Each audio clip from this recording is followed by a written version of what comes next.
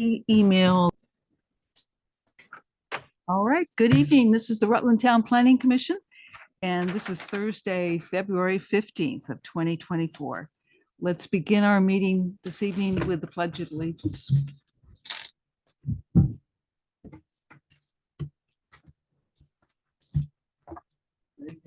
Yes.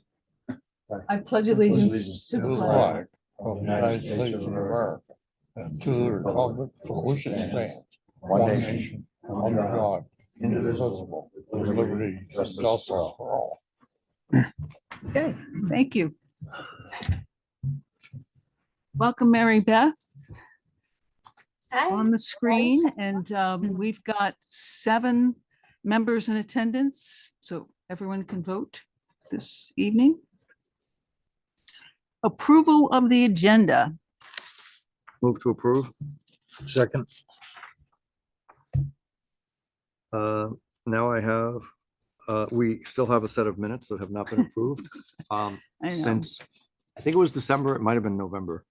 It was And December, but it was December, okay, so not much difference. the December minutes still need to be approved. So I would like to have those placed on the agenda and then to take them off the agenda since we do not have a quorum from that meeting, which just continues to reflect our policy, our manual of policies Mhm. or procedures, which will make these minutes not official until Jerry, myself, Andy, and Howard are all at the same meeting, all at the same time, regardless of who else shows up.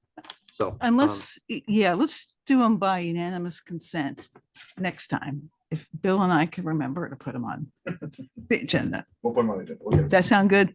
that's fine with me. We just got to keep track of those things, and If you give everybody homework to go watch the meeting online, then they can all at least review it and see if it's an accurate representation. that's really all we're supposed to be doing, but our procedures would. Then we need to wouldn't be change. proofreading it. Well, Okay. would unanimous consent not require the 4 people who were there to be here? If we passed them by unanimous, Mhm. Mhm. If there was no opposition to the, I'm sorry. if there was no opposition to that consent. Oh, okay. I think it's probably a good route to go. If so, okay. We have got a motion and a second for approving the agenda with adding those minutes, but taking them off. Matting them there because they should be there for approval since we haven't approved them. Okay, And Okay. then I would motion to table that. Well, we can wait until that point in the meeting and then table that for the next meeting. I guess procedurally, that's what we should do because we can't take action because we do not have the 4 members needed in order to constitute a quorum of the those present at the meeting per our procedures, rules of procedure. You say we need to add the minutes? They're on here. They're on here. No, the minutes from December 4th are not on there. Oh, okay, okay. That's That is the 25. meeting for which we have not had a quorum in the last 3 meetings. Got it. okay, any other discussion? All those in favor of the motion, please say aye. Aye. Opposed? Okay, we do have some public here, but did you want to speak at this point or later? It doesn't look like there's any other public on the screen. So we'll go down to new business, and that's the subdivision application that we have. Over here, I guess. Yeah, you must be Eric. Yeah, I am. Right, Yeah. okay. Yeah, if you can, that empty chair there.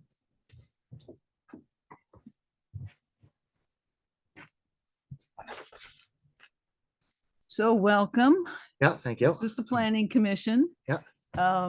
So you've got a 2-house subdivision you're asking for. Yep, that is correct. Can you fill us in a little bit more than that?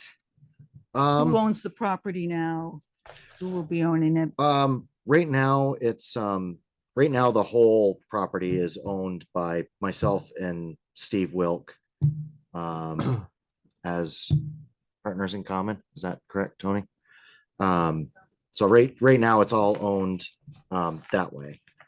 Until we do, until we were gonna get this portion done to separate these two parcels for our personal properties where we're gonna build our homes, our own homes. And the rest of the land for now is just going to remain in it's gonna be transferred into a common LLC, and we will own it together, both be able to use it for this, that, or the other thing, whatever we want. So, for the time being anyways. So you've submitted a sketch plan here. Yep. For us. Looks like you've got the state water and wastewater disposal taken care of, or is that just where it's going to be? It's in process. That is the location in which the engineer has picked for the approximate location, like very close to these locations. She has all the GPS data. She has everything that she needs to send in. Just the final permit hasn't been done yet, but the locations are established for where they're going to be. Okay, and there'll be two permits here, right? For water, Yes. wastewater. And so Yep. they're both ongoing? I'd have to ask her that. I think she said something about that they would be like they're individual systems, but they would be done at the same time because like subdivisions, common subdivisions where they knock up a bunch, they do the wastewater systems for the individuals all in one process. And because the state actually does want to see like what else is going around, along down there. So I think the permit includes both systems at the same time so that the state is aware that there are two systems going in near each other, Okay, like that. that makes sense, yeah. yeah. Okay. So this obviously is a minor subdivision. We'll got a little paperwork to go through here, but there will be a hearing Sorry. on this. We'll have to put out a public notice that Yeah. this is happening. So there'll be a hearing, most likely in 3 weeks, March 7th. And then if there's action at that meeting by the planning commission, you have 60 days for the final plat. Yeah. Get that into the town.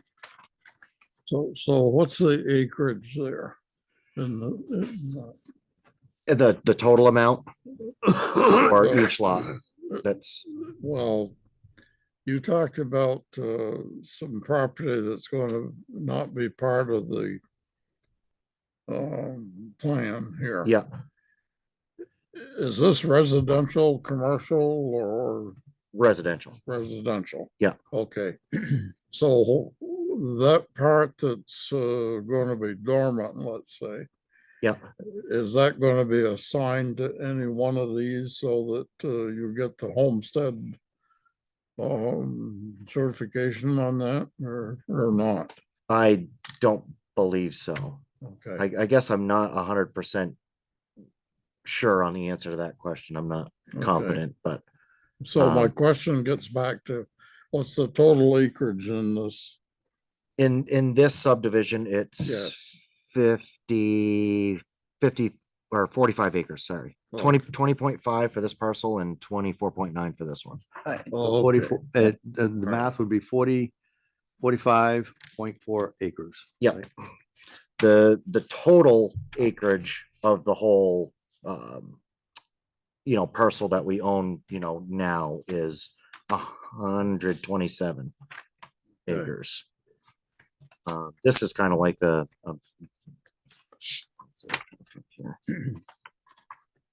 this one shows the whole thing. It's this, Okay. and this. Okay. And the part that we're looking at on the big map here is this area right here. Okay.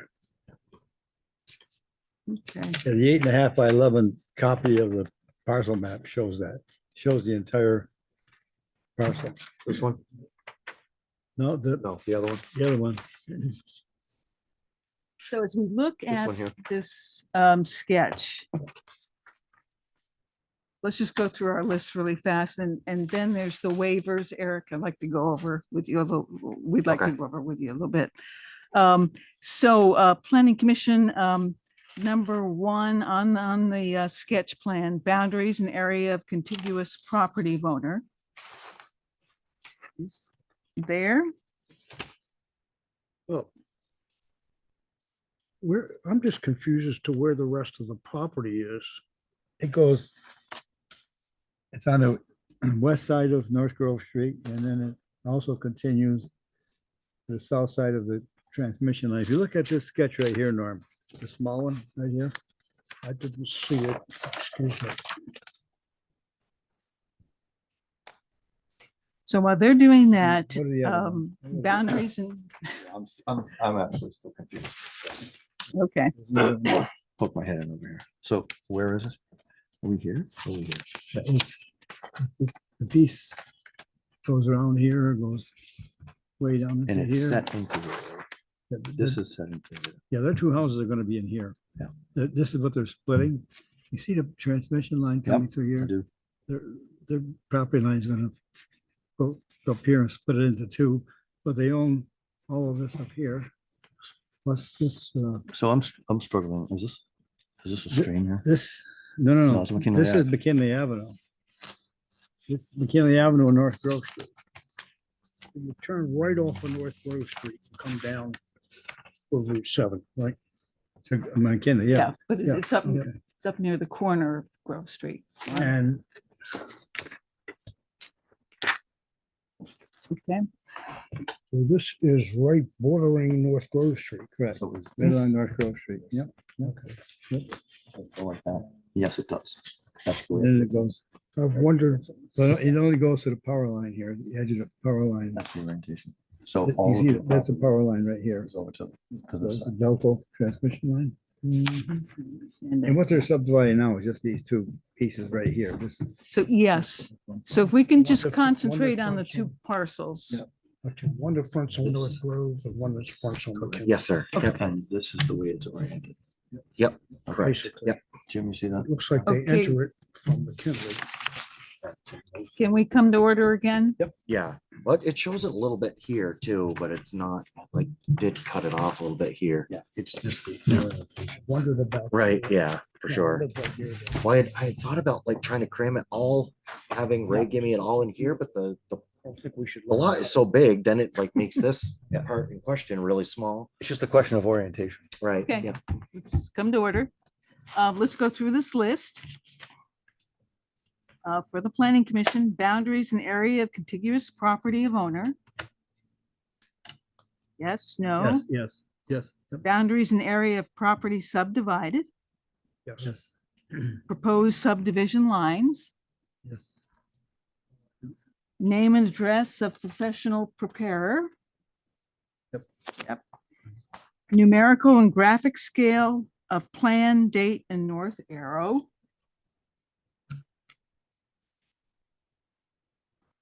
Yep. Okay. Existing features and facilities, including roads, public utilities and utility easements, wooded areas, structures, water courses, ledge, wet areas, excessively steep slopes. We're not showing the wooded areas or ledge or anything, which we don't, We usually ask for Usually. a waiver on that. Or they usually ask for a waiver on that. everything and we else is grant there. one. It's But kind of what is it? half drawn in on the minor map too, but the wooded areas and is kind of drawn into that, but not at like great scale. Just indicates the general area of the wooded areas. Okay. I'm gonna give that a yes because existing is there. It's not on this. What are you talking about? But we haven't been requiring it. So I would ask for the waiver. If it's not required, I'd waive it. Because putting it on some other document that's not actually the corner. being presented, I don't think this. North Grove is here. Eric, how much is wooded there? In the subdivision area, Yeah, it's, if I'd have to take a rough guess on it, I would say it's somewhere between probably 8 and 11 acres, something like that. Okay. I'd have a pretty easy time like drawing a line on the map, but estimating the acreage would be a little difficult. okay. Okay, proposed improvements, including roads, utilities, and utility easements, rights of way and structures.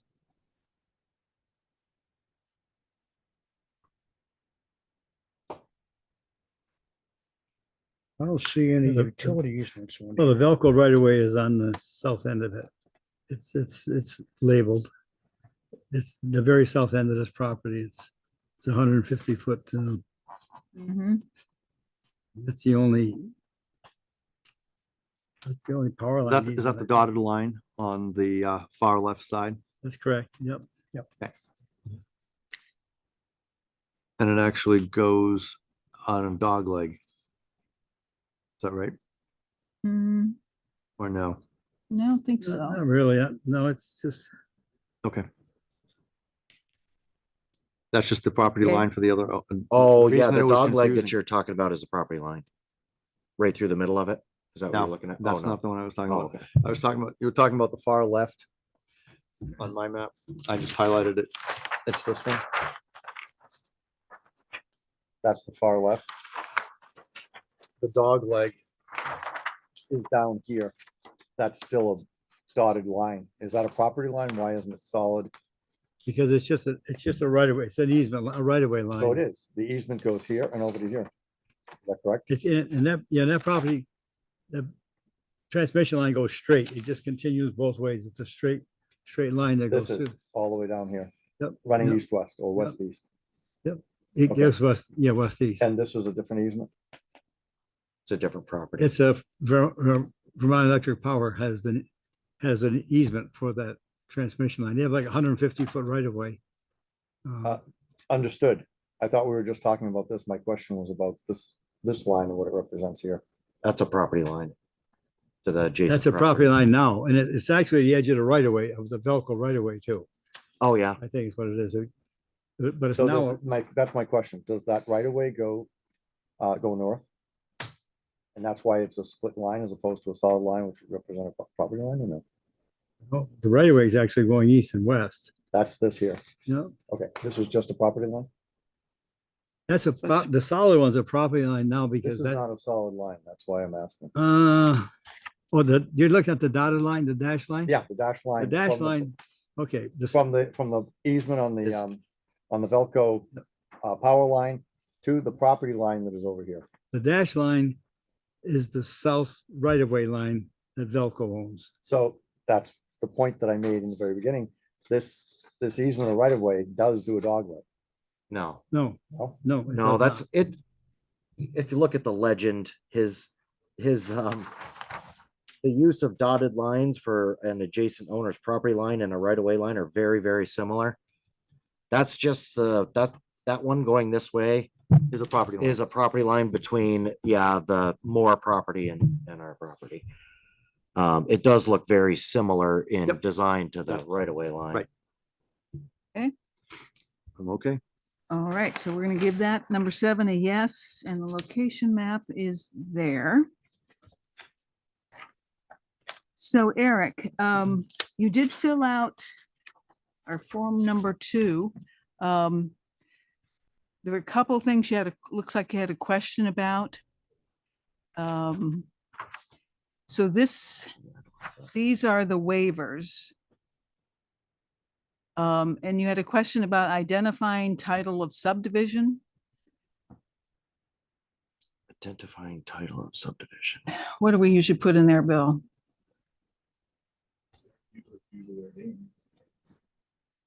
Just as proposed subdivision lands of, Wilk and Doodle, is that what you're talking about in the title block? Okay. That covers both parcels. So let's go Yeah. with that. Both So, names are, yeah. okay, let's go with that. So that's a yes. Yeah. You take the question mark there. You're saying yes to everything on this list, down to 15, not applicable drainage systems and connections to municipal and community systems, including sizes and elevations and showing culverts with rim and invert elevations, existing and proposed. Is that correct? That's not applicable? Right, yeah, not that I could tell. I wish I was hooking to a municipal Let's do it system again. and stuff like Oh, that. okay. but- So all the basic ones I just skipped over. Sure. So we're down to 15 drainage systems, connections to municipal or community systems. There's none. So it's Okay. not applicable. So, yeah. Parks and open spaces. We wouldn't call it the common area one. Right. No, that's, Other essential features existing or proposed. The location of all trees, outlines and of wooded, so here we are, this is where we probably want to do a waiver. correct. Location of all trees on site, outlines of wooded and open areas, and all other natural features or site elements existing or proposed, and an indication of which natural features or site elements are to be preserved. Any opposition to that being a waiver?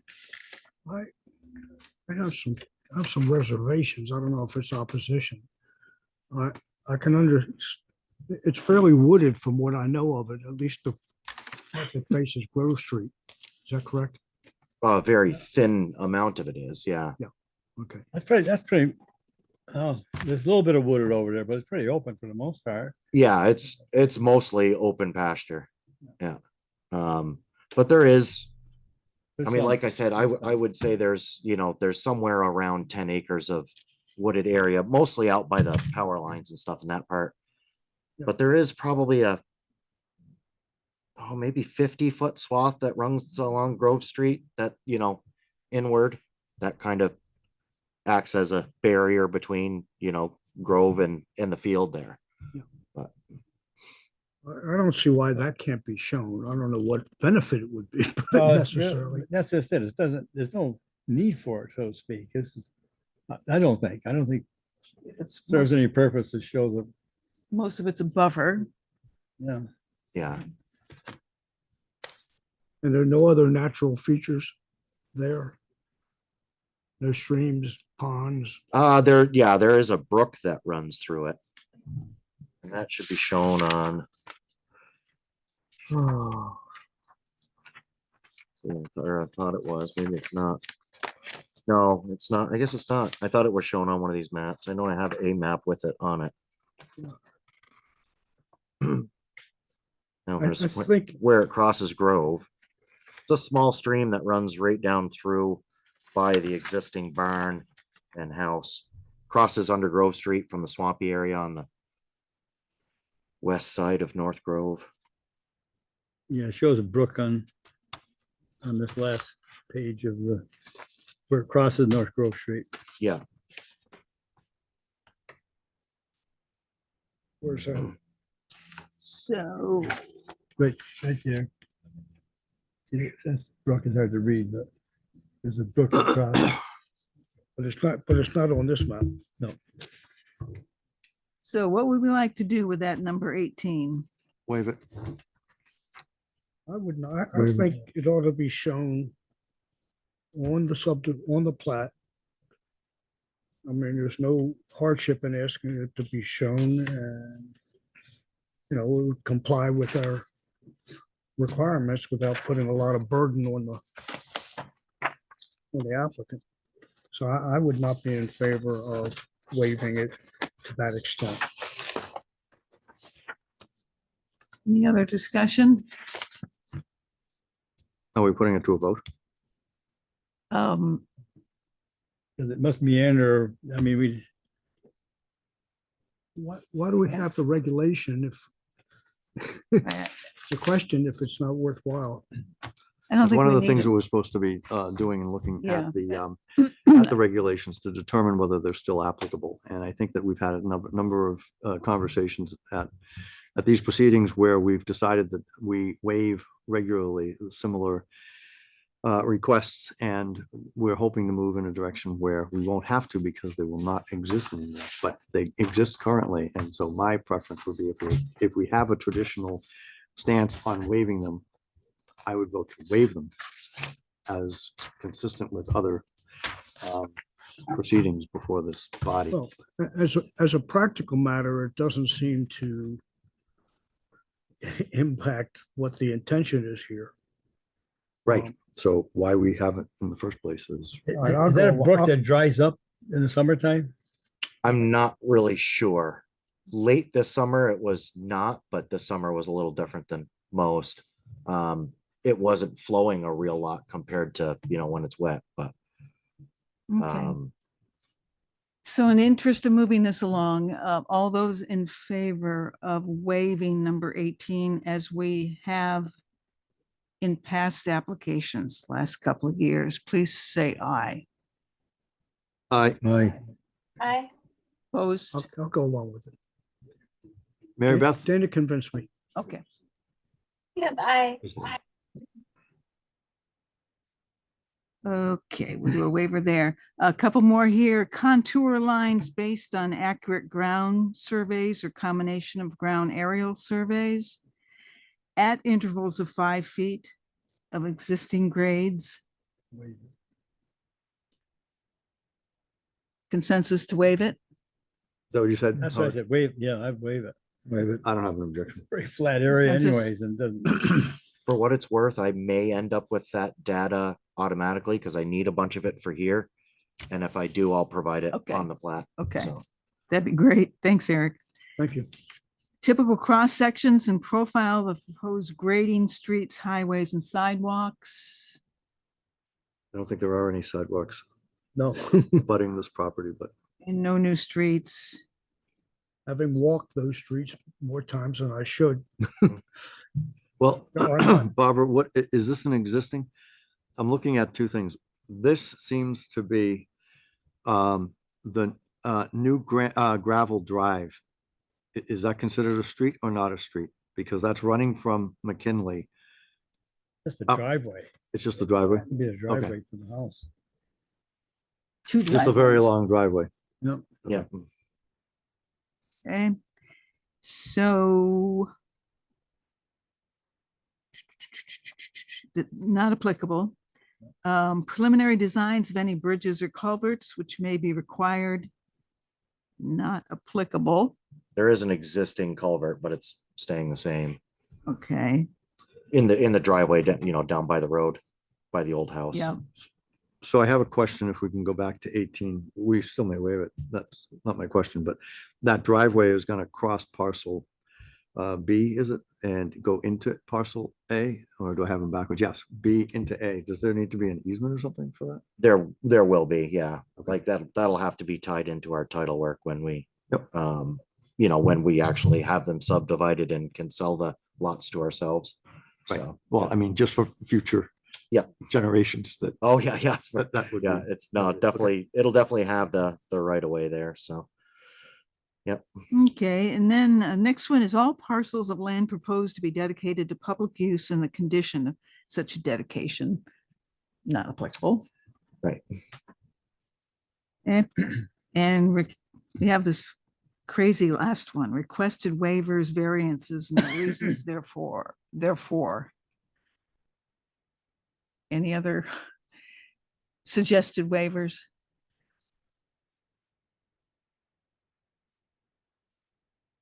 Okay, say no there. So, yeah, I do have a question. This piece that you're subdividing is taken out of a much bigger piece, and you say you're gonna be, the rest of it's gonna be in an LLC perhaps. Mhm. I would think we want the name, at least of the LLC, to show what the property is, because on the west side of North Grove Street, it's gonna be LLC, and then on the south end of the street, it's LLC, but you just put the name in the LLC because it's part of what's been subdivided here. So is that the parcel on the wet that's not indicated here, Howard, just for my own reference? That's all, that also belongs. That belongs to you, right? Yep. Okay, so when we the have two of you. There's right. two, Yeah, yeah, there's right. two parcels parcels, that are one- not. this is the indicated one in we're this. looking at. Yep. Or part of it anyway. Yeah. This one here. And then this is the other one. Yes. Yeah. yep, that one and the other side of McKinley too. Yeah, Yeah. over here. Right Yeah, I here, got it. right here. Yeah. This one, yeah, Yeah. that one and that one. And so really, it's only one parcel, because they're basically contiguous across the road. Right. Which would make them just one parcel. I mean, they wouldn't be, No, they're three different parcels, like at least according to the state. Like when they look at it, they're three different parcels. So like, for instance, if we were gonna do something on the east parcel of McKinley, like that can be sold on its own, Oh, sure. developed on its own, because the road like naturally subdivides it already. So they consider it three different parcels.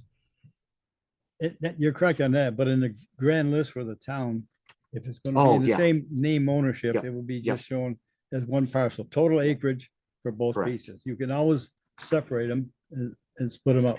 Yeah. So your suggestion, Howard, is to list the LLC both on the west side of Grove Street and And the north side of McKinley no, and Avenue? then on the south side of McKinley, down where the power line is. Oh, Right In the final plat. in the final plat, Yeah. in yeah. their final Yeah, plat. we do have the LLC established and the name for it already and stuff. I so. think that should be there because it's part of what's got subdivided here. Right. Yeah. So you're taking these two parcels, A and B, out of the larger parcel. Right. So the larger parcel needs to be identified on both sides of Grove Street. Specifically, yeah. Right. Absolutely. So however that, I Seems to mean, me this is a 4-lot subdivision. No, No, just 3? yes, well, it's a 2-lot subdivision out of out of, a piece, Yeah, out but- of one. Yeah. But the parcel. residual It is, parcel. it is still- making 3 lots. Yeah, Yeah. it's a 3 The lot. residual Yeah. parcel is still a lot. yes, that's what I think Howard was saying. to start out. Just a name and the acreage that's left over, Acreage, the yeah. name of the acreage, but that makes it complete in Yep. in my mind. Okay. Because the boundary line ends on this leftmost or southernmost side, right by the power lines, right? So where that power line right of way goes, that's the end of the parcel A and parcel B, is that correct? Yes, yeah, Okay, so then that would be listed as the same parcel on the west side of Grove Street. yeah, and east of McKinley, yeah. And Wraps around.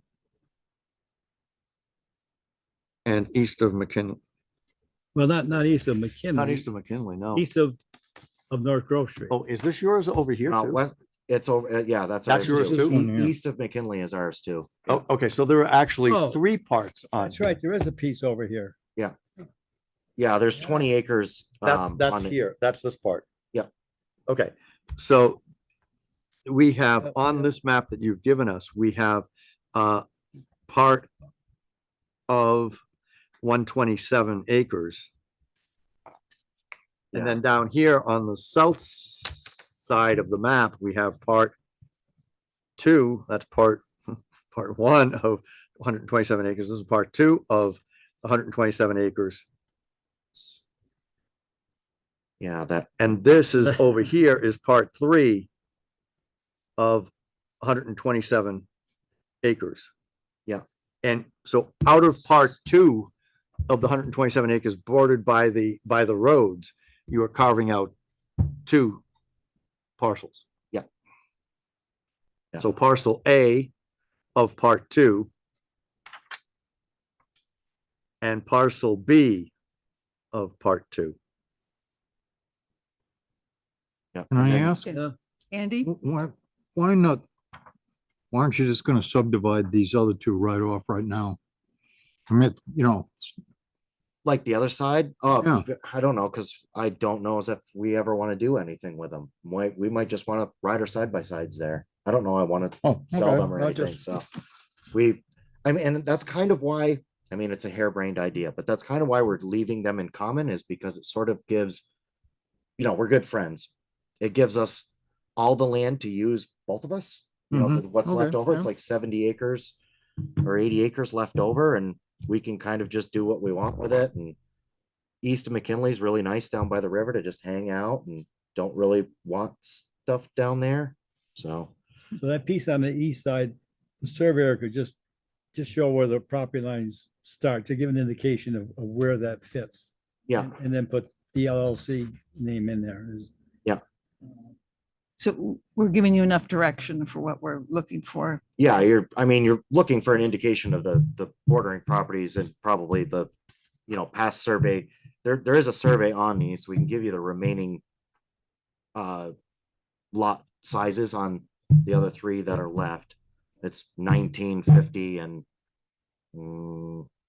that little piece I'd have to get back to you on, but yeah, include that information, include that it's Maple Shade Farm here, here, and here. Yep. And then these two are, you know, the new lots that we made. Yeah, that's, Right, and so That's the total, definitely- the total will add up to 127 acres or whatever, Yep. whatever the current parcel is. Yep. And you'll just have the 20, what is it, 24.9, and then 20.5, and then the rest, all three of these other parts of the parcel will add up to the remainder of the 127.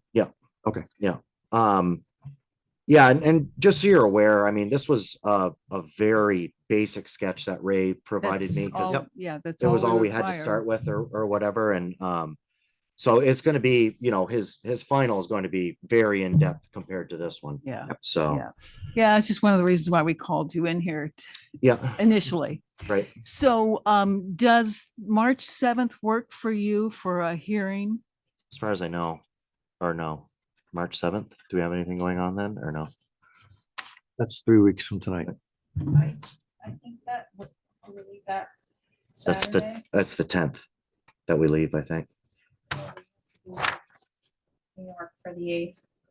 So I think March 7th works. We could push it to the 28th of March, 3 weeks after that, 6 That would be weeks. worse, I think, right? Right, yeah. Yeah. So I know, I think that's fine. So we have to be in New York the 8th or the 9th? Yeah, at night. Right. Okay. Yeah, we can figure that out. Okay. So a motion is in order? If I want to change that, I can notify Bill or Yeah, something just let within the Bill next know. week or something, so a reasonable amount of time. Yeah, you need 15 days for the public notice. Yeah, so Okay. I'll let you know within a day or March two. by Monday. Yeah, We're okay, good. okay. You looked at me a little worried, so I'm worried now and, No, I looked at it, we're good. okay, cool, perfect. Wife says we're good, so we're good. That's all you need to know. Yeah. Motion to approve the subdivision application presented by Eric Dutil on McKinley Avenue. Approved to go to a public hearing. Yeah, approved to go to a public hearing. Is there a second? Second. Your choice, Bill. Any other discussion? All those in favor, please say aye. Aye. Aye. Aye.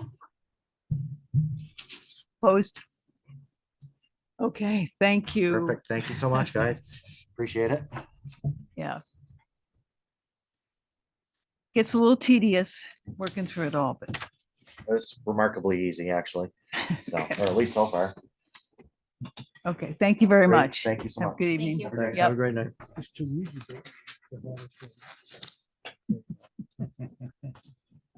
Okay.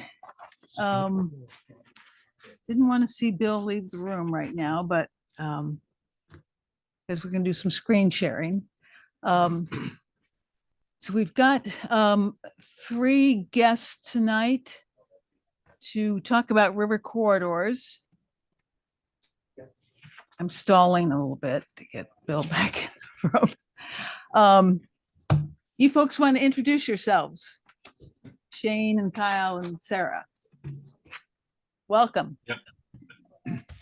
Hi, everybody. I'm Kyle Midash. I'm with the DEC. I'm the floodplain manager for Rutland County, Addison County, Chittenden County. So I typically help the zoning administrators kind of with their review of things in the floodplain or river corridor, and yeah, help with Act 250 reviews, FARC permits, kind of a little bit of everything. So we'll get into that in a little bit. Shane, go ahead. Thanks, Kyle. Thanks, Barbara. Good night, everybody. Good night. What's, Good evening. yeah. Good evening. Good evening, everybody.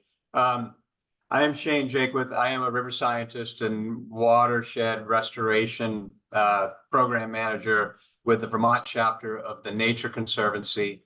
I've been working with Sarah, who's going to introduce herself next, going around the state and informing municipalities, discussing with municipalities this topic of river corridors and river dynamics and flood hazard mitigation more broadly.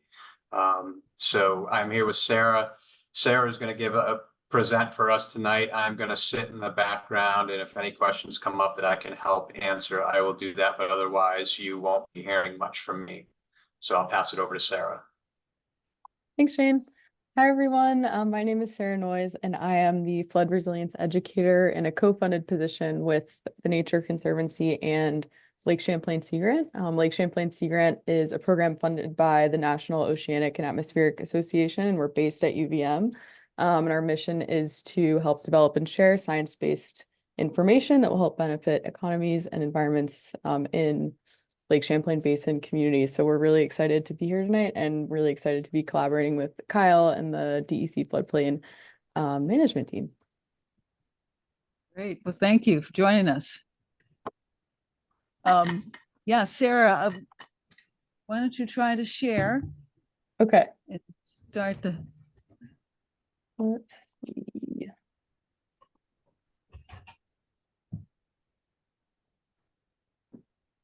oh, good timing, Bill.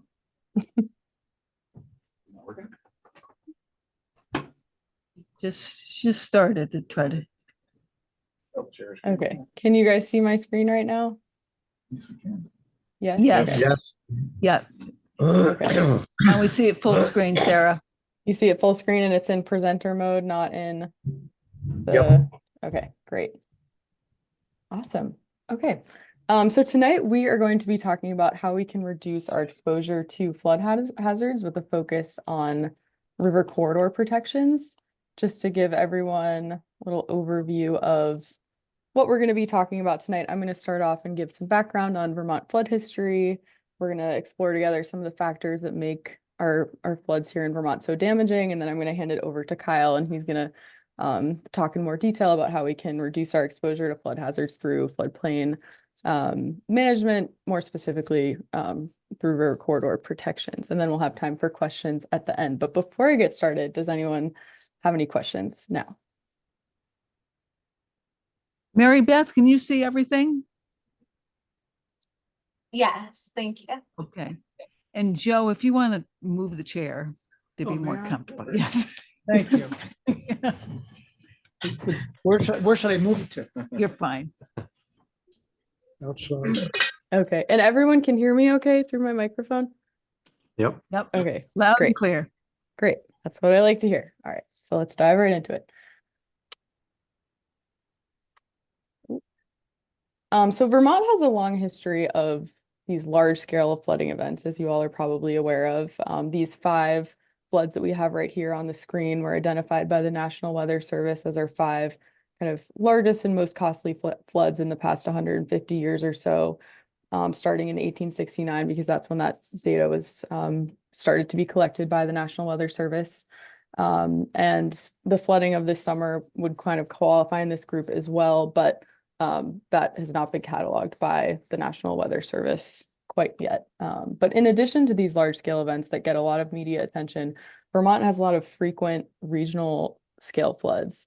So this map was actually made by Vermont DEC floodplain management team, and it kind of highlights different areas of the state that flood frequently and the highest areas of damage. So on this map, it highlights from 1973 to 2011, kind of the most disastrous regional scale floods. And there were about 1 every 2 years. Rutland specifically was impacted by the 1973 floods, 1976, and 2011. Again, this only goes up until 2011, but from what I've learned and seen in your local hazard mitigation plan, you all experienced a lot of flooding from 2012 to 2018. And of course, over this summer as well. So big takeaway is Vermont floods frequently at large scales and smaller scales.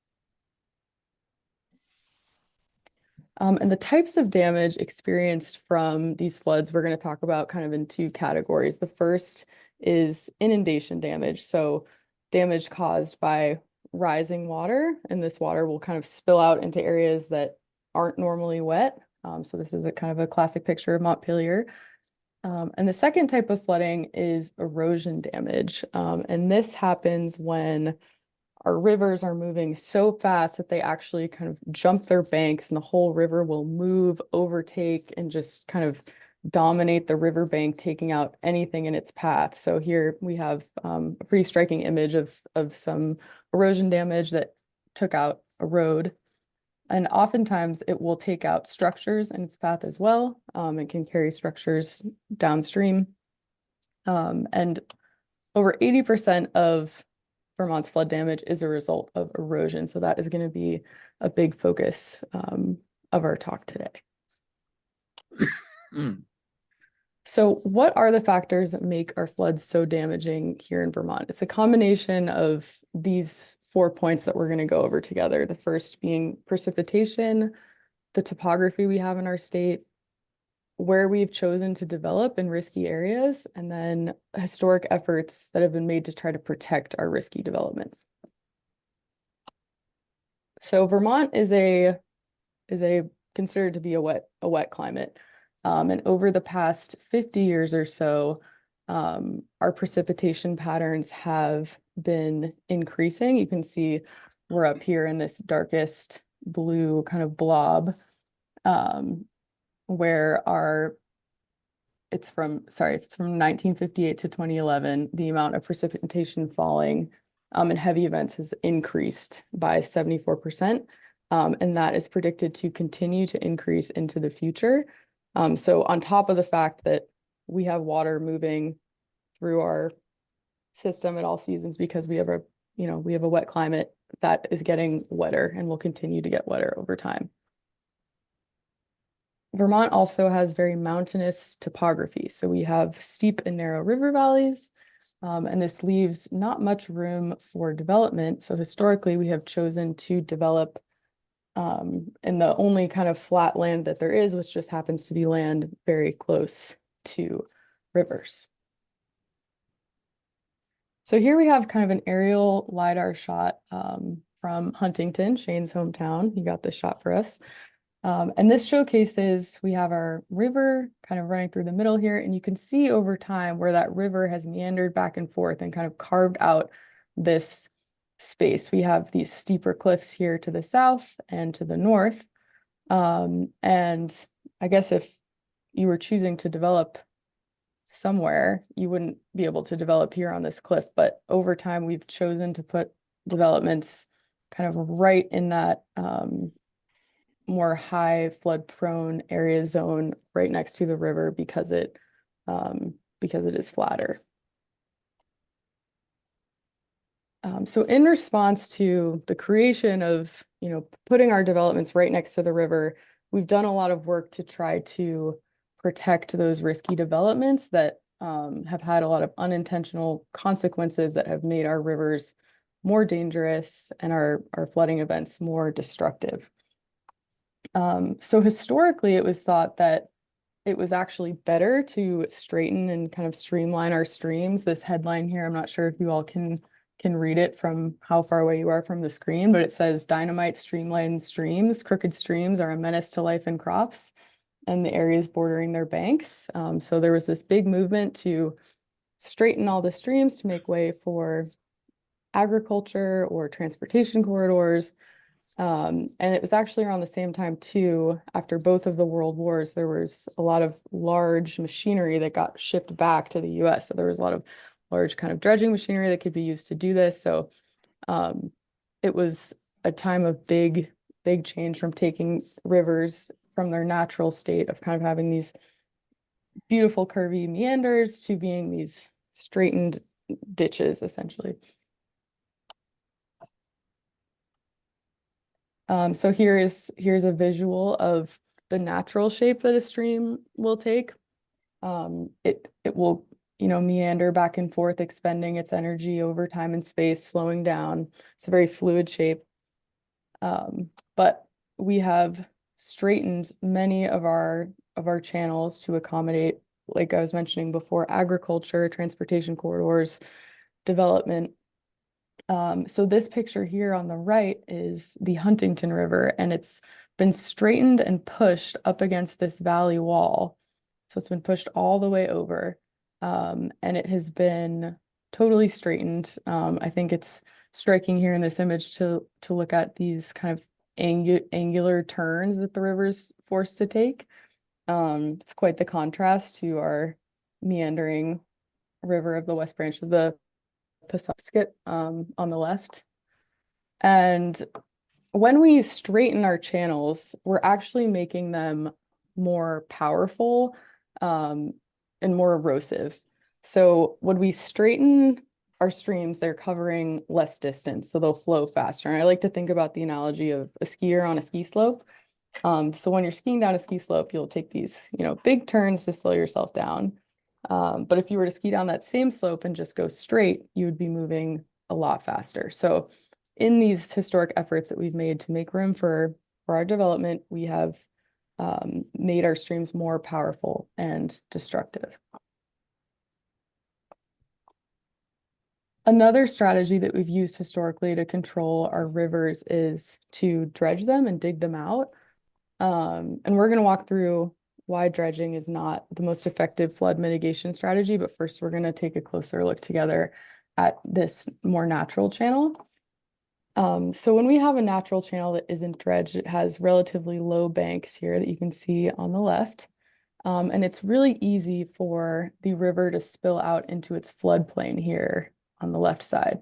So floodplain is an area next to a river channel where water is expected to flow to when there's a flooding event. And it will soak in a lot of the flood water and help slow the overall kind of force of the water down. And it kind of acts as a pressure relief valve for a flooding event, for the river to be able to jump its banks and go out into its floodplain. But when we dredge our rivers, we make the banks a lot deeper, giving them a lot more erosive power. So there's no opportunity for them to connect to this pressure relief valve and kind of expend some of that energy into the natural floodplain. And so because of this, they can often undercut their banks, and they will take out, roads or structures that are next to them because they're not able to kind of spill out that extra energy into the floodplain. Dredging is also really expensive to maintain, and it impacts kind of the whole river system as a whole, not just the area that it's been dredged in. So while it may seem like a good fix, it is not something that is sustainable for the long term. And so these 5 stages here, this is how that we've learned our rivers respond to these actions that we just talked about, the straightening and the dredging. And so, yes, these are the stages that will happen after a river is disconnected from its floodplain. So if we all look at this first stage here, we have a river kind of at its original floodplain regulation. You can see that the banks are short and it can easily connect to its floodplain, jump its banks. In stage 2, we have an example of, when we take protective management actions, we prevent the floodwater from coming out onto the floodplain. And so the bank will become more incised, kind of similar to what we were just looking at in the previous image with the dredged channel. And then that will normally cause undercutting of the bank. The banks will fall in and the channel will widen. And eventually the river will create a new floodplain, and it is able to dissipate energy across this new floodplain. But through this process, I think it's striking to notice how much land and infrastructure was lost in that process.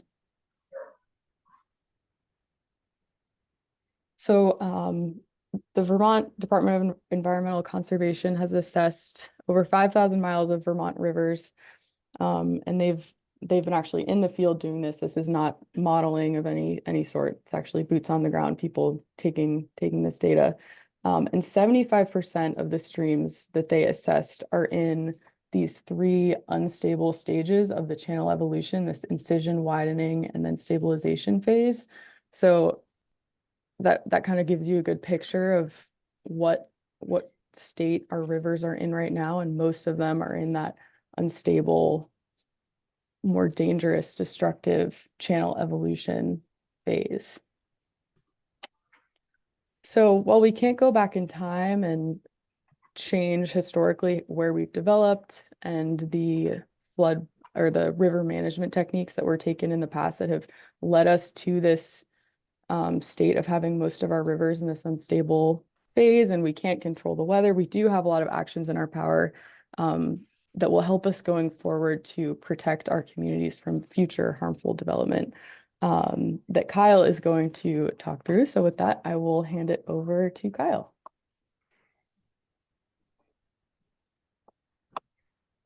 All right, let me get me set up here too with the sharing.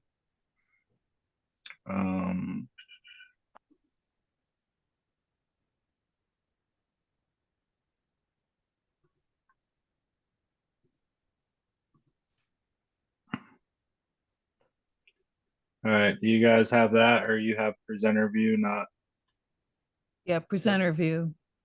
okay. I think I can toggle it. There we go. How's that look? Okay, good. So, yeah, I'm Kyle Midash. I'm the Western Vermont Floodplain Manager. I will traditionally work out of the Rutland office. We typically now have been teleworking. I'm going to go through the section here on municipal bylaws. So Sarah kind of talked through the different kinds of flooding hazards and river erosion hazards. So I'm going to go through what we kind of do to regulate them and the different tools we have. So I work in the state floodplain management program. I think it's just kind of helpful to understand what we do, kind of what we're doing right now, a little bit of training, education, and outreach. We have our own FARC permit that we issue for state facilities, ag, forestry, power transmission and generation. So the utilities, GMP, VOCO, technical support to Act 250 reviews. So we review Act 250 permits under basically the same kind of bylaws that, you know, you would review them under in a municipal setting.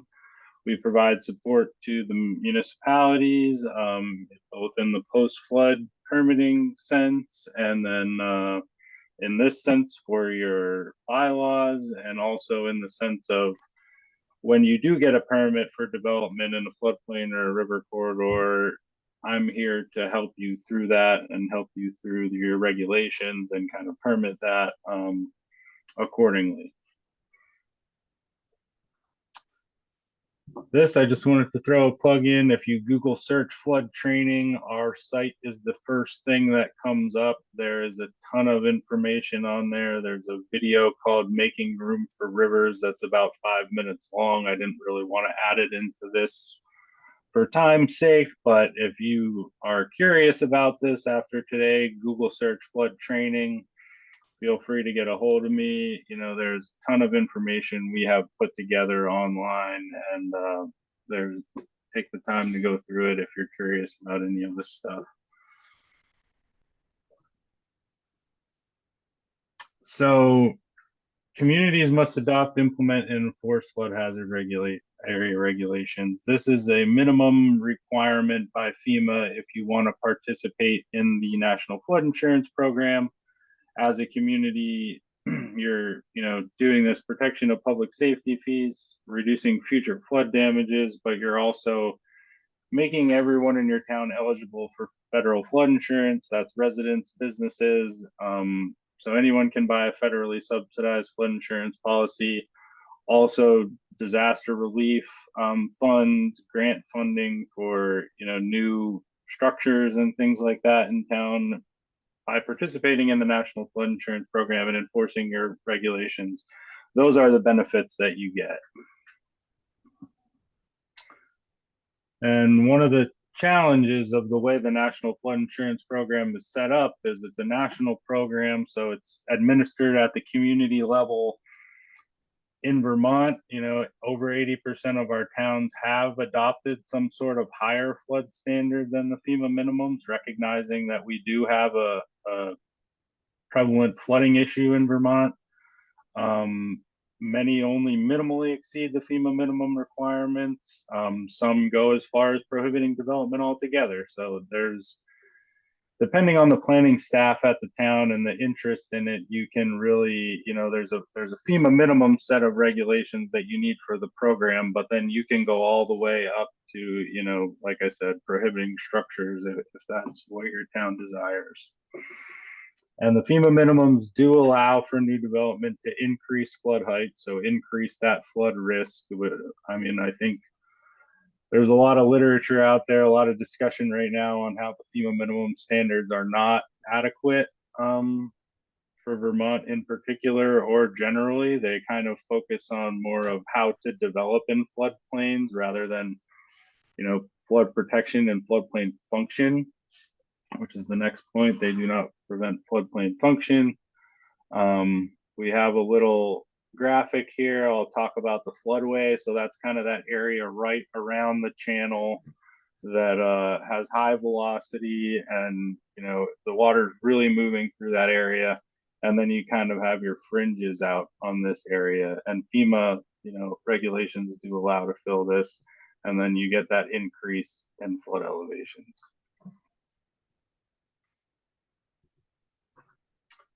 So right now, currently, what does Rutland Town have on the books? You guys joined the NFIP in September of 1978. That's pretty common in Vermont. The flood insurance program came out in the early 70s. So at that time, that's when you guys joined, and that's when you adopted your regulations. We talked about what that provides for you. Your most recent update was in 2008, because that was the last time that FEMA has updated Rutland County's flood insurance maps. So at that time, the Rutland Regional Planning Commission had a model bylaw, and most of the towns in Rutland County adopted that at that point. And that bylaw is good. It's very much in line with FEMA minimums, mostly because it was 2008, and us at the state didn't have a lot of, models or things like that at that time. And now in 2023 or 2024, we've really came a long way and kind of thought about that. And we have models, and we have that whole flood training website. And and that's what we'll go into is our model bylaw. Right now, you do not have river corridor protections. That kind of Sarah talked about the river corridor. So you don't have that right now, which puts you at this 12.5% emergency relief assistance fund rate. If you were to add just the river corridor protections, you get a 5% increase there. So that is the emergency relief assistance fund is basically after disasters. It's a state cost share. So FEMA usually pays 75%. There's another 25% to make up. If you have basically everything that we have out there right now, you get 17.5%, which leaves the town with only a 7.5% share. So now this is our kind of standalone model bylaw we came out with in 2022. We created it mostly for towns without zoning, recognizing that there's FEMA map updates coming. These towns are going to need a lot of work to kind of get a bylaw in place. So we kind of created that as a starting place for everyone to say, hey, this is kind of the state standards. It does have the floodplain higher standards and river corridor regulation in there. The standalone model bylaw is very much in line with the way I would do an Act 250 review, the way I would review a state park permit, and kind of the way that helps us and you is when we have a town that has the kind of the same standards as we would at the state level, it's kind of easier on the applicant, and that if they have an existing Act 250 permit or something else, they're meeting that state standard. They're also meeting the state standard for the town permit. So it really just gives us this consistent way of reviewing and developing in our floodplains and river corridors. And that is on, again, if you just Google like DEC municipal assistance, the bylaw is on there. There's an edited version. You can look through it. There's a ton of stuff on our websites once you start digging around.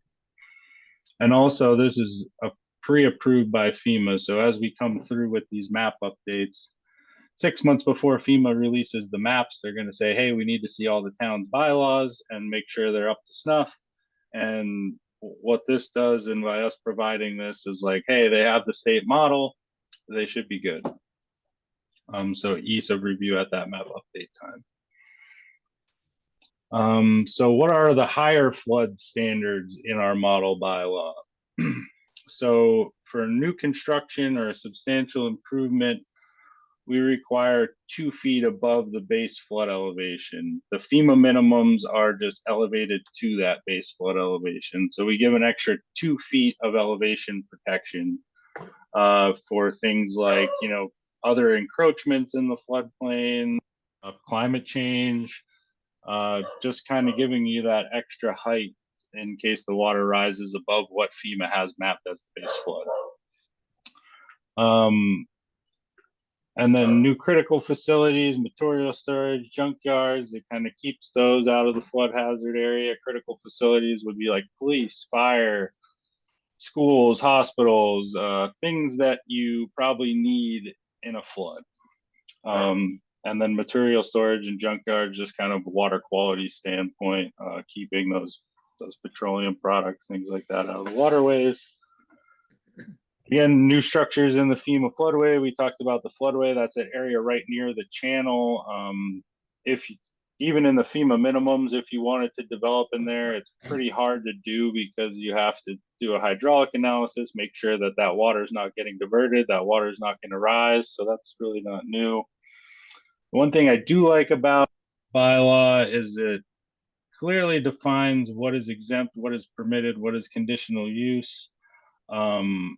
I feel like as we've gone through this in the past 10 or 15 years, we've came up with what are kind of our typical things, what are low impact activities, and kind of let those slide and really get into the things that matter.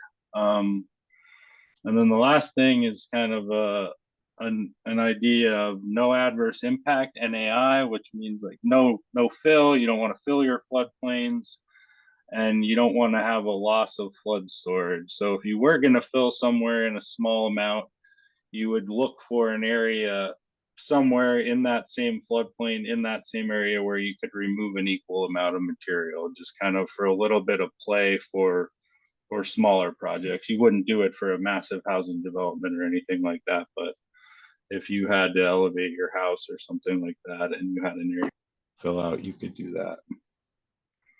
This is just kind of a graphic showing, you know, the river. That river comes up during the base flood. That's how we protect. We put little vents in, or you fill in the basement and you elevate that up. You know, technically that would be 2 feet above if you were meeting the regulations. Your low floor here would be 2 feet above that flood level. And so this kind of explains, you know, we're not, a resilient community can learn and adapt. So we're not, you know, prohibiting development altogether. It's really just meant to encourage smart growth, you know, put your new housing, put your, you know, new investments kind of away from the river, recognizing that can be taken over at some point by the river. Keep your transportation out of that area, and you know, keep people safe. Leave your river corridors for your recreation and your and flood storage and all those natural functions to reduce flooding. So here's kind of when you look at the map. This is a FEMA DFIRM digital flood insurance map.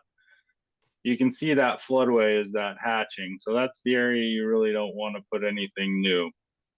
And then when you go out into this unhatched area, that's kind of where we're talking the no loss of flood storage volume. So that's where you might no fill or compensatory storage, you elevate your structures, and then the critical facilities. In some cases, you can elevate to the 500-year flood level. In some cases, you would want to move them away. So here's kind of a graphic that that compensatory storage. So you have a house over here, you want to fill in this area. You also own the other side of the river, or you can talk to someone over here to kind of take out that equal amount, so that you lost it over here, but you put it over here. And these aren't huge construction projects, kind of just the smaller residential type stuff that you might need to add some fill, and you might have an opportunity to remove it somewhere else.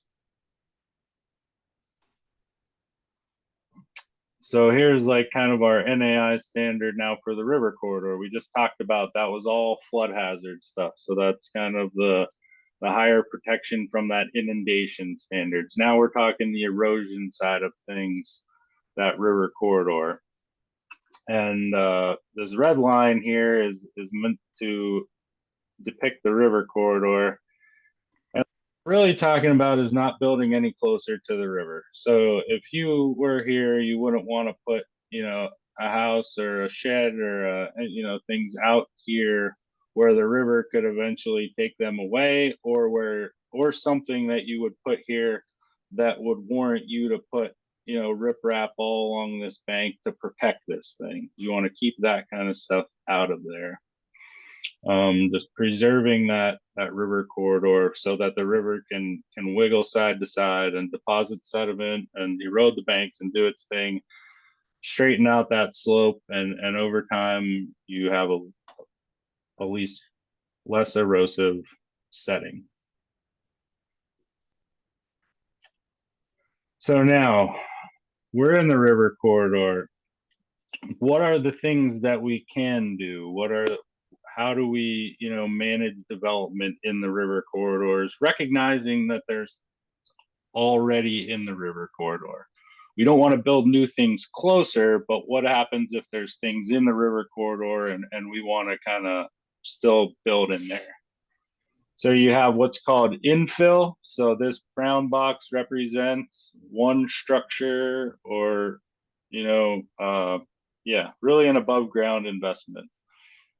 And this does too. So you have a 300 feet area in between here that you'd be able to infill other development.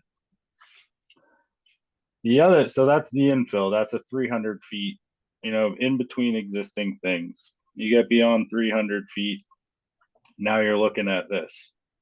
So you have your structure here. The river's flowing this way. So you have a downriver shadow of 50 feet. You can build your garage here. You can add a building addition. You have a bit of space, on that downriver side of your house to build. And then also you have the shadow for below ground utilities. So in the situation of utilities or a septic system or anything below ground, you also have that 50-foot shadow. So above ground for above ground, below ground for below ground. And now here we're going into the model bylaw. This is just kind of the list of like activities that are exempted. So things we're not, so worried about, very low impact activities. So removal of buildings, no issue. Any changes to structures that do not increase the footprint. So you can do any interior improvements. And then you also have that downriver shadow, but that wouldn't be exempt. You'd have to permit that. Maintenance of existing sidewalks, roads, parking areas, stormwater. So maintenance is anything that's already there, no problem.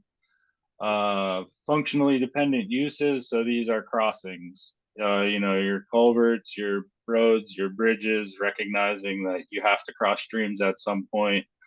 You would have to get a stream alteration permit and go through all those things that you would have to do anyway, but it's not an issue in the river corridor at the town level.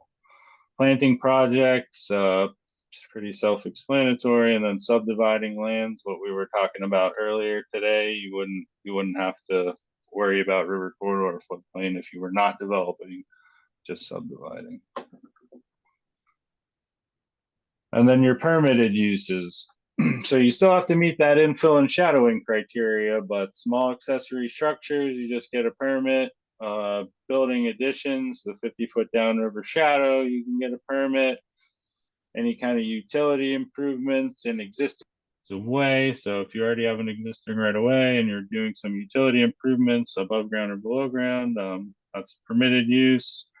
Septic systems, these ones come up a fair amount. Typically I recommend trying to do, whatever you can to keep it out of there if it's in a dangerous spot, but a replacement, 1-for-1 is no problem. Access and parking, so, things, at grade, access roads or parking areas, just keeping the investment down. You wouldn't want to do, big, paved parking lots, lights, curbing, things like that. Attached decks or patios, so they can go on your house less than 200 square feet. Unimproved trails. We've been talking a little more about trails, but like a mowed trail to your fishing hole or swimming hole, something like that, no problem. And then the river and floodplain restoration projects, also a permitted use.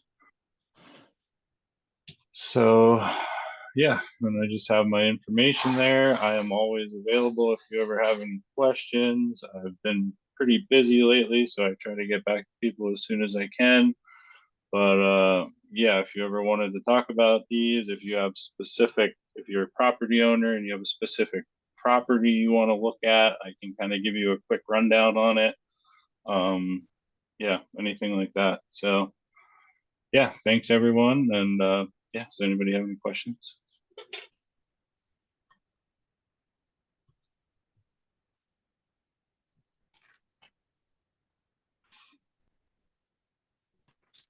Thank you. Yeah. Any questions at all? Anything perk your interest or? May I make a statement? Mm-hmm. So can they see me? Oh, here I am. Yes. My name is Joe Kraus. I live in Rutland Town. I'm a member of the Nature Conservancy. And the reason I'm here this evening is because I also serve on the board of directors of the Southwestern Vermont chapter of Trout Unlimited.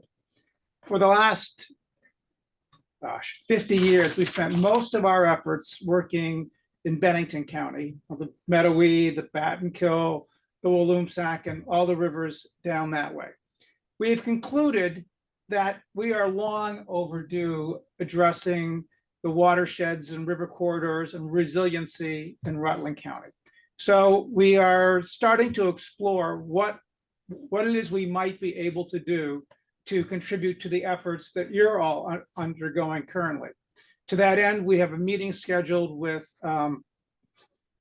Bill Eldridge, who's the state aquatic habitat biologist, as well as Austin Gallinat, he's the fisheries biologist, to have a preliminary conversation about their thoughts on what we might do together to make things better. And hopefully those conversations will identify projects, watersheds, corridors that might need some attention, where we might be of some assistance. And I'm hoping that ultimately will lead to conversations with Shane, Kyle, and Sarah about the potential for partnering on these resiliency projects. So you hopefully will be hearing from me in the days and months ahead. Thank you. Yeah, absolutely. That's great. Yeah, I work with Will Eldridge a lot. We put on a rivers and roads training, and yeah, he's a great guy. And it sounds like you guys have some good things in the works. And yeah, like I said, just let me know if you ever want to get involved or how I could be of help to you guys. Yeah. Thank you. You'll be hearing from me, Kyle. Yep. Thank you. Yeah, I'll just say likewise to that. You guys, the Trout Unlimited has been doing a great job. We work with Aaron Rodgers a lot, and largely on wood addition work, riparian buffer planting. So yeah, look forward to any future conversations about ideas for improving habitat in the rivers of Rutland. Excellent. Jim? The first speaker mentioned risky development. And I certainly can understand of what that might be. But my question is most of this risky development that you talk about recent, say 20 to 30, 40 years old, or would it be historic? That's a good question. And I can start to answer and then I'm going to hand it off Yeah. to Kyle because I think you have a better handle on that. I mean, historically, Vermont has settled its villages kind of right on the river. So a lot of those, I guess, structures that are most in the most hazardous areas are much older structures. But Kyle, I bet you could speak more to the past 20 to 30 years of development. Yeah. I mean, probably not so much. I think a lot of our big problem spots are more, the historic stuff, the stuff that's been there for a long time. That said, I mean, kind of what we're talking about right now, like if you have a town that has lax floodplain or river corridor regulations, and you have a particularly ambitious developer, you can get those things in now. So I think that this whole thing is important to kind of keep that stuff away from the river as we move forward here. And as the state, as we move through it, after the flood, we've been doing a lot of buyouts, we've been doing a lot of scoping studies, looking at different things that we can do for towns. So I think as we move here, we're just trying to keep things away from the river and also move things away from the river. But that said, in a municipality that doesn't have strong regulations, that can totally happen, especially if there's no state jurisdiction or funding involved. So yeah, that's kind of why this stuff is important. And that's, probably why we haven't seen. I have another question too. About 50 years ago, I was on the select board over the other side of the mountain in a town there. And we had a tremendous flood in 73, and that was noted up here earlier. And at that time, we were taking, the town was taking gravel out of the river by permission from the state and the feds, according to their direction. And then all of a sudden that stopped. Mhm. And I often wondered, there had to be places where the stream bed was really building up without that gravel being taken out of the river. Yeah, no, that's totally, and that like Sarah said, that was always our thinking, right? Move it out of the river, keep the river open. And as time went on, we've just realized that you can't fight it. You have to let the river deposit the sediment, and it will find its way around it and through it and create, that low slope and that meandering channel. You just really need to give it the space, because it's just really hard to fight it with machines. And what do you do with the material, and who pays for it? And we have so many river miles that is a problem that it just never works. So we've figured out that this passive restoration approach is kind of a better system. And you're not fighting the river, you're just keeping things away from it. And it's better for budgets, it's better for fish, it's better for people. It's it just seems to be better all around, even though there's still those areas where you think that pulling material out may help, and it may help in the short term, but if the material deposits there, it's going to keep depositing there, and you're going to have to keep taking it out. Well, the channel straightening concept that was mentioned here earlier, isn't that in conflict with the need to slow water down when you have a potential flood?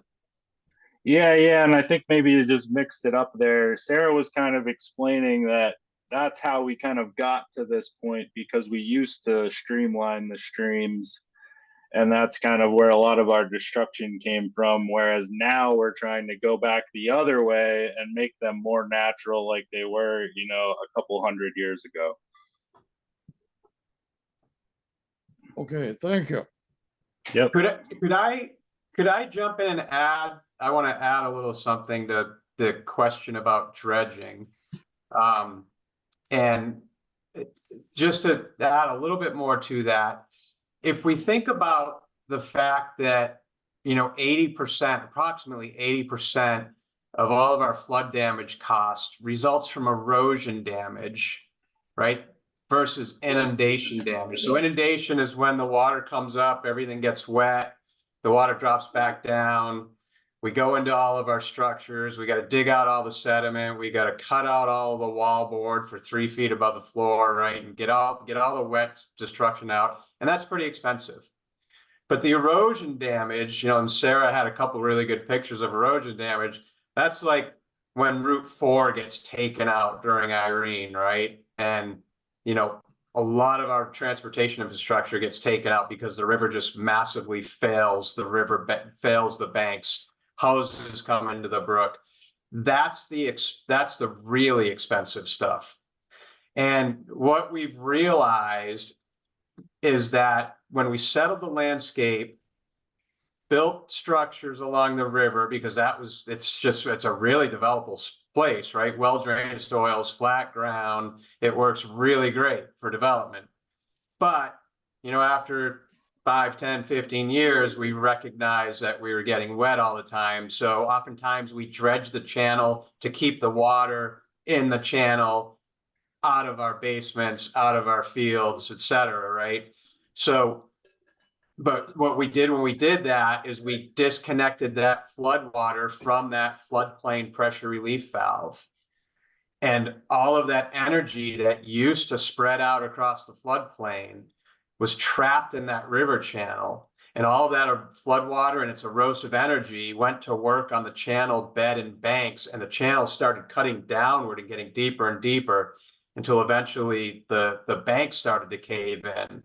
So, and our channels became really unstable and the amount of erosion increased. So what we've realized, you know, one way to think about it is we saw this inundation problem and we said, well, geez, we know how to fix that. Let's dig the rivers out.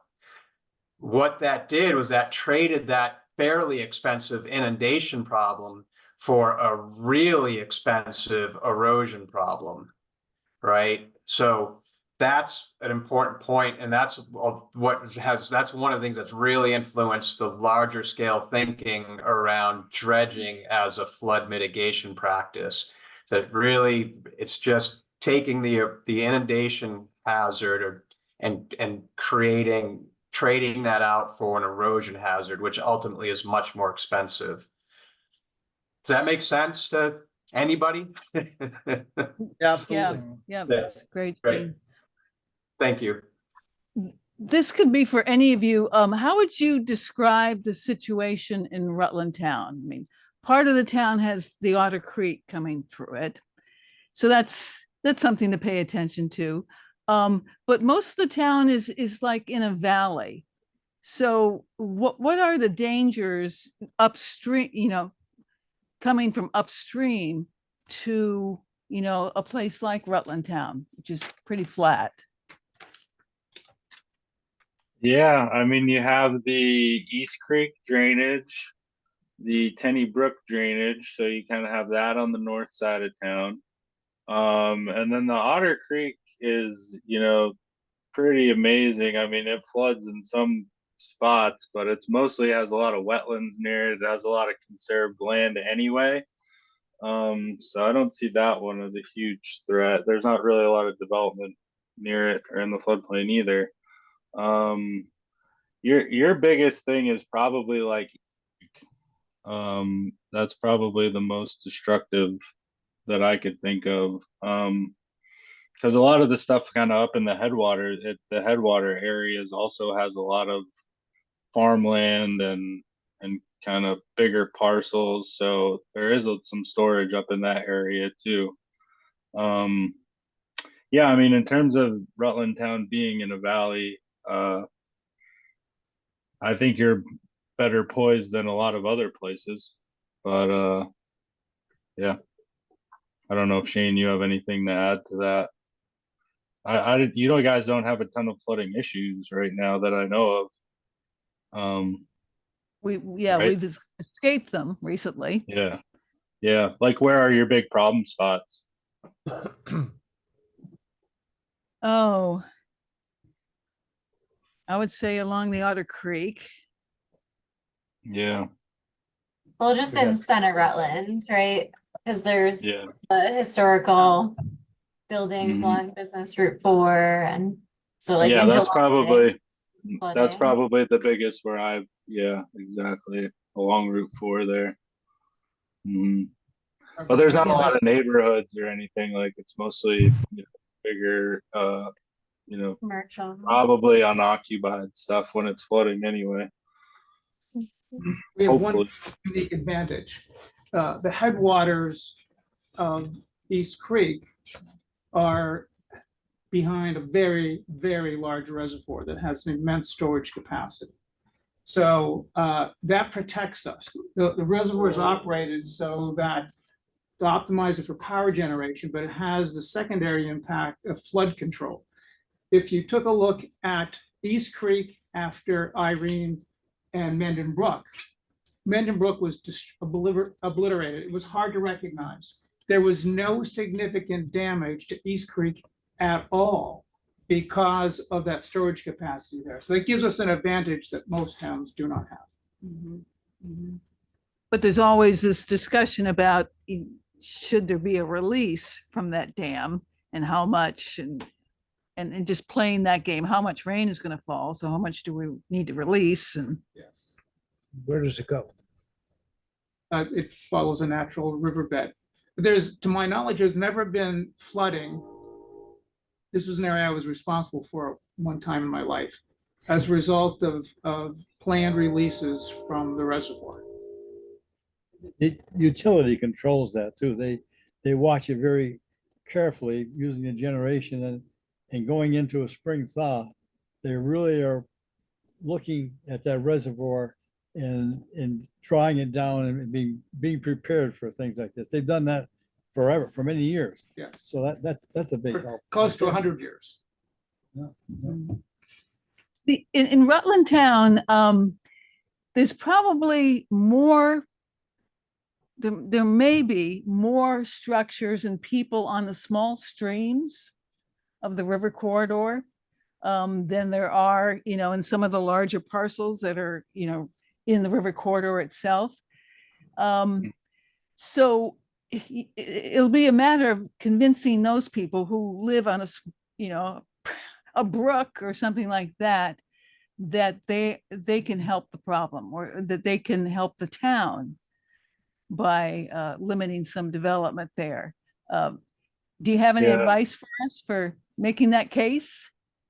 I mean, the small streams really only have a 50-foot setback measured from the top of bank or slope, depending on the setting.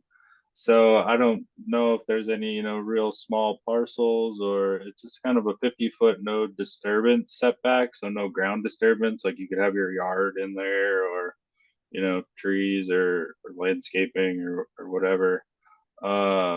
So yeah, I don't typically run into a ton of problems on the small streams with the 50-foot setback, because typically if you're going to build a house or something, you're going to want to keep it at least 50 feet away from that water. Like that's, typically the bottom of the stream's your water table. So yeah, I don't run into a ton of issues with the 50-foot setback on the small streams.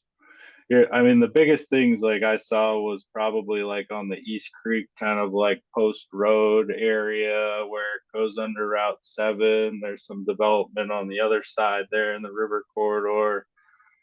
Some of those parcels maybe in the actual river corridor. Yeah. Yeah, And then they are. Isn't the problem more? I'm sorry, you were going to recognize data. Go ahead, Norm. Isn't the problem not so much new development, but modifications to existing residences, existing commercial properties, et cetera, in those areas. Is that what you hear? Yeah, Maybe yeah, Kyle? I mean, I definitely see, yeah, that's most of the time what you see is modifications to existing properties, which you can do. Like I said, you still have that infill opportunity, you still have that downriver shadow opportunity. So yeah, basically we're not trying to build anything new that would want you to protect that bank. Anything that's existing, you can kind of infill it and move around. So yeah, and it does limit it to some degree. Like I said, you only have that 50 feet on the downstream side of the building. So yeah, there's ways you can still work within the regulations for existing development, and then it kind of keeps the new stuff out of there. Thank you. I want to say thanks for the presentation to start off. It's been really eye-opening and education and easily accessible. So thanks for coming this evening. But my question is a technical question. It goes back to Sarah. So Sarah, you presented those 5 scenarios at the very beginning of this, almost an hour ago, maybe now. But I've latched onto it, so I just have to ask. Those numbers in terms of dollars that you presented for each of those floods, are those in historical dollars or are they in inflation adjusted dollars for comparison? They're in inflation adjusted dollars for, I believe, 2012. Great, thank you. Yeah, you're welcome. That's probably the easiest question you had all evening. And the right answer. I thought they were, but I just had to ask. It's a good thing to check on. I appreciate it. So yeah, Anything and else? too, I'll just add, like, we're not here to kind of sell you on anything. This is purely educational. Figure out if river corridors are right for your town. Talk to your landowners in the river corridors. You know, make sure everyone kind of knows what's going on. I think that's the best way of doing these things. But yeah, like I said, this is purely educational for you guys. You stand to have a small financial benefit, a big benefit to protection of your natural resources. But this is purely, I'm not trying to you. This is your decision. It's up to you. Feel free to contact us if you have any information or questions as you're presenting this to your peers. But you know, this is all for you, and we're here to help you through this. We're not here, you know, against you or try to push anything on you. Okay, well, thank you for your time and yes, a great presentation. Yep. Thank Yeah. you Thanks, all. everyone. I think that presentation has legs. I think you might be able to use it elsewhere. Thank you, Barbara. And I would just add, if, as Kyle mentioned, you do have more conversations in town and you're looking for, you know, if you'd like us to come back and present to others, we'd be more than happy to do that. Hey, Thank you. appreciate that. Thank you. All right. Yep. Thank Have you. a good night, Great. everyone. Good night. Thank you all. Bye. Enjoy the Thanks for rest of having the us. evening.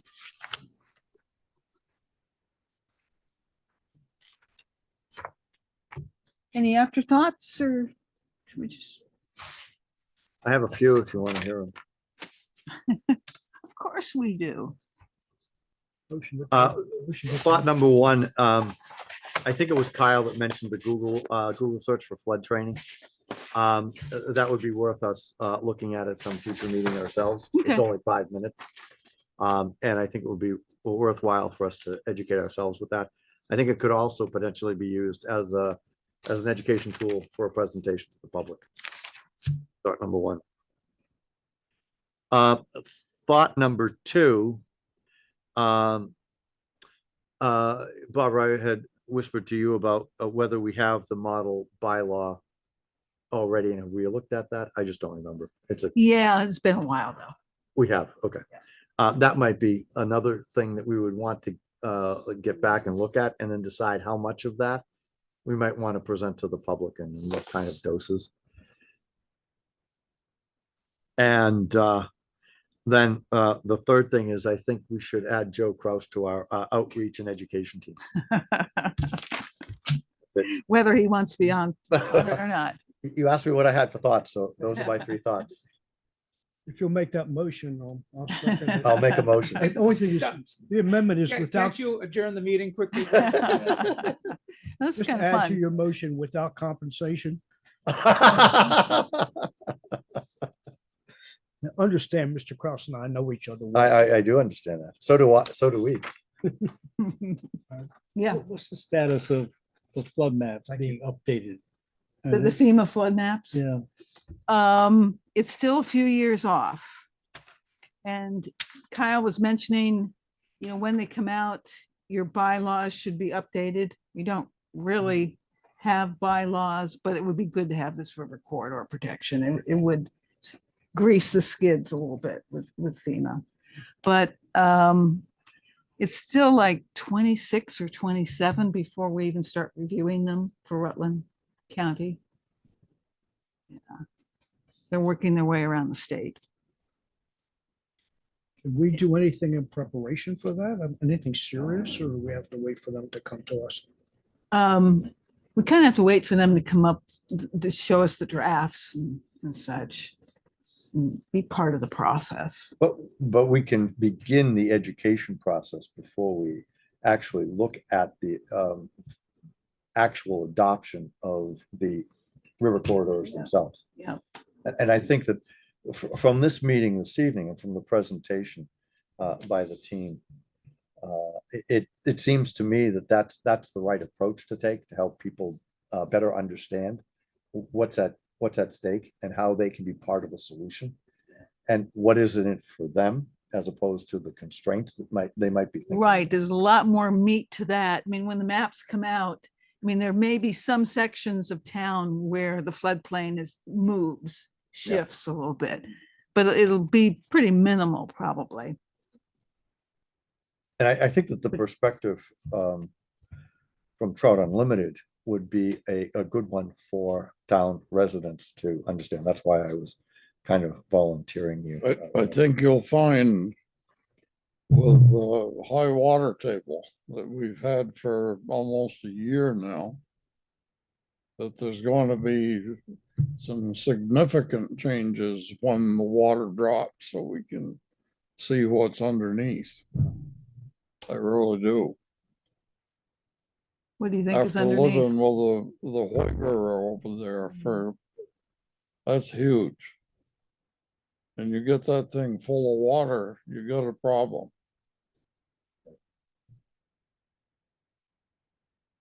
Not to mention our pocket park on the Otter Creek. I know. We might have to revamp some of the plans there. Take another look at that. Mary Beth, anything? Well, I'm always thinking of trails and right in the pocket park and, but it sounds like we could have a path where it could be permitted. So as, trails need to cross or run along a stream or river, it sounds like we could work that into the bylaws,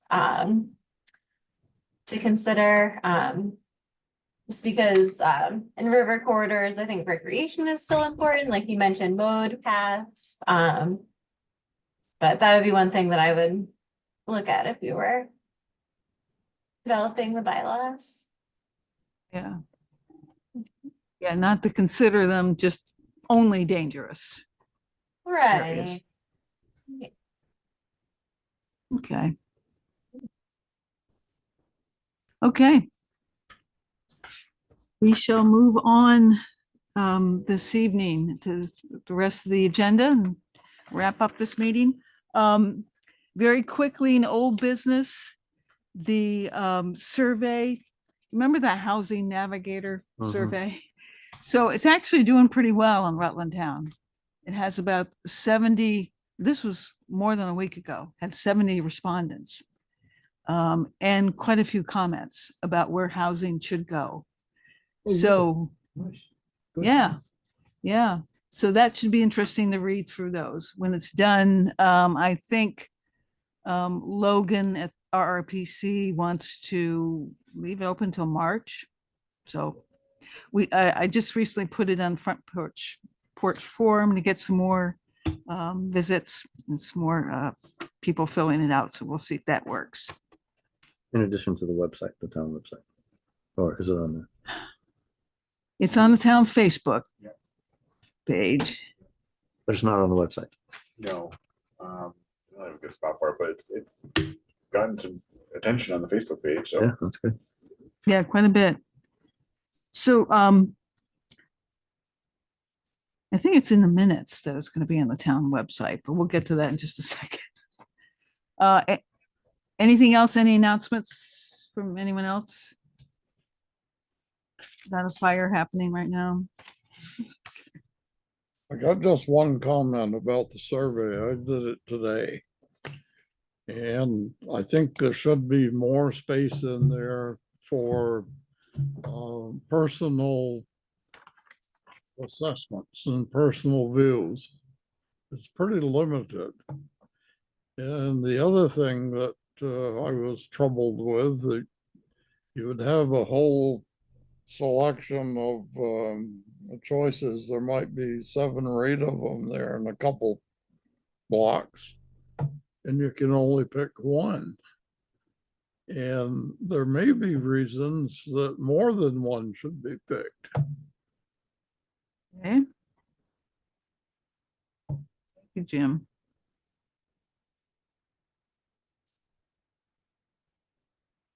Okay. Let's move down to the minutes of January 25th. Move to approve the minutes of January 25th.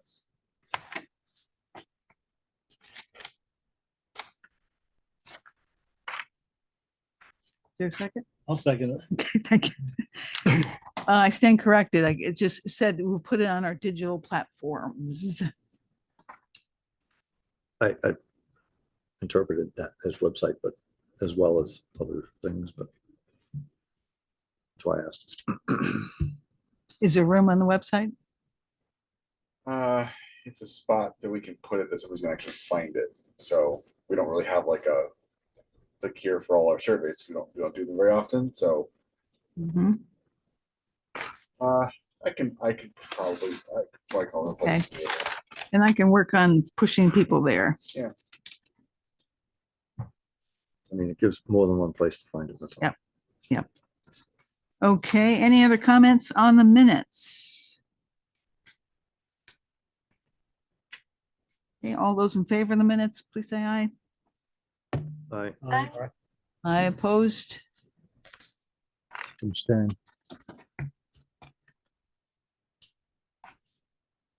Okay, anyone want to make a motion to adjourn, or are we just having so much fun here? I'll move. Okay. Second. Okay, we're adjourned. Thank you very much.